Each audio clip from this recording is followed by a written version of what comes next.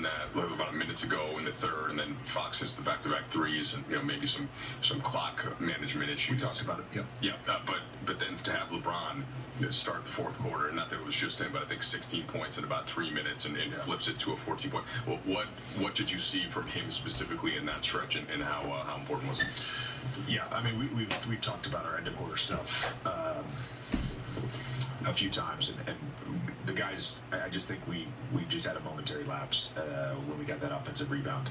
I'm going to talk about LeBron in a second, but coming out of that timeout at the end of the third, we're down 7, and Dalton hits that 3, cuts it to 4.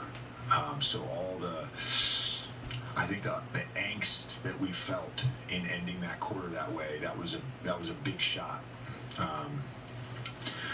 Dalton was over there in his warm-ups, just kind of casually stretching. I said, "Hey, are you ready to make a shot?" He said, "I'm always ready." I wish that shot was a little more open, but he has the ability to just hit tough ones, and then to just get that performance to start the fourth from LeBron. I mean, what can you say? We've all been very fortunate to watch his greatness for so long, and the fact that he's able to keep doing it, it's actually insane.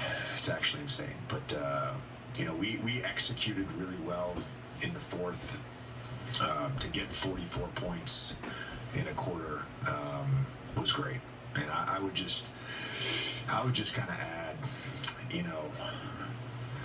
the last 2 games, last night and tonight, basketball is a game of imperfect, and our guys, weathered some bad stretches, some bad breaks, and the resiliency that we've built this week, I believe, is a very good foundation for our group.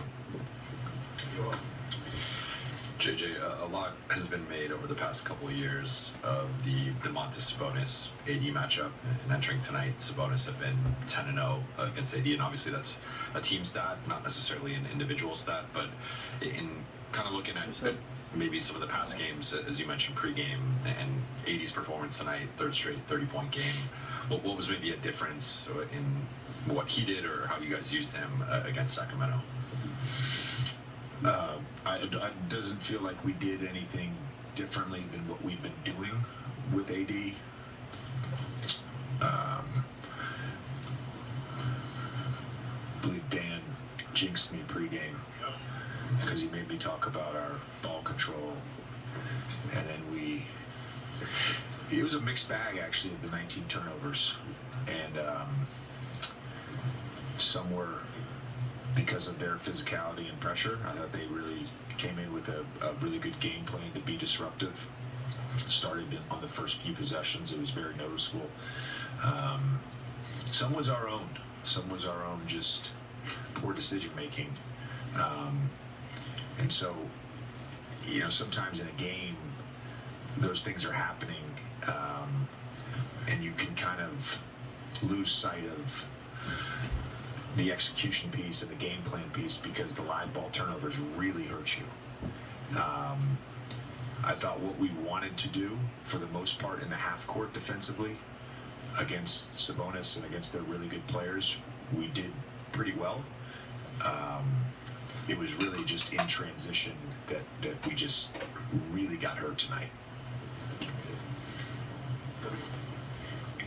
You mentioned, basketball being imperfect. Now, well, maybe. I mean, we'll see what happens on Monday now. In the fourth, LeBron and AD, 11 for 11 combined from the field. Yeah, there's imperfections over the course of the game, but those two players... It's funny, I said to AD during the fourth, I said, hey, it's a game of imperfect. Doesn't mean it can't be great, though. Doesn't mean it can't be great. Those guys played great. And, again, we're fortunate. We're fortunate for our group that we have 2 of the best players in the world. And those guys showed up tonight. And I thought AR as well, just... we had him and AD in that ankle pick and roll, which we haven't even ran that. Like, we've gotten to that through motion, but to just come down and be static. We did that a little bit with LeBron and AD as well. To come down and be static, that is a testament to how good all three of those guys are. Lakers taking it out.